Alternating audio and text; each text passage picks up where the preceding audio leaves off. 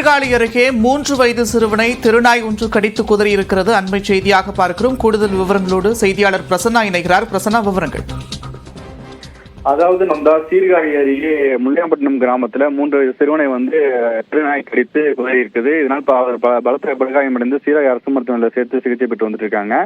சீர்காழி அருகே நெப்பத்தூர் தீவு கிராமத்தை சேர்ந்தவர் ஞானசேகரன். இவரும் தருண் என்ற 3 வயது பையனும் குழந்தையும் அவரது மனைவி உள்ளிட்டவர் அருகே உள்ள முள்ளியாம்பட்டினம் கிராமத்துல செங்கல் சூளையில செங்கல் இருக்கும் தொழில ஈடுபட்டு இருக்காங்க. இந்நிலையில இன்று அவர் தந்தை அருகே தருண் 3 வயது சிறுவன் விளையாடி கொண்டிருந்திருக்கான். அப்பொழுது அந்த பகுதியில அவருடைய குழந்தையினுடைய அருகே வந்த தெருநாய் அந்த குழந்தையை கடிச்சு குதறி முதுகு மற்றும் கை கால்களை கடிச்சிருக்கு. அப்போ அதனை பார்த்து தந்தை ஞானசேகரன் அந்த நாயை அடித்து வெட்டி விட்டு தனது மகனை காப்பாற்றி இருக்கிறாரு.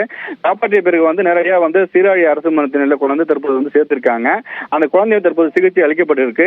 அதாவது முதுகு மற்றும் கை பகுதியில காயமடைஞ்சிருக்க நிலையில தற்போது சிகிச்சை பெற்று வந்துட்டு இருக்கு. அந்த குழந்தைய சிகிச்சை அளிச்சு வந்துட்டு இருக்காங்க. அந்த பகுதியில் உள்ளவங்க திருநாய்களை பிடிக்க வேண்டும் என்ற கோரிக்கையும் தற்போது அந்த பகுதியில் வச்சிருக்காங்க. நன்றி பிரசன்னா, விரிவான விவரங்களுக்கு.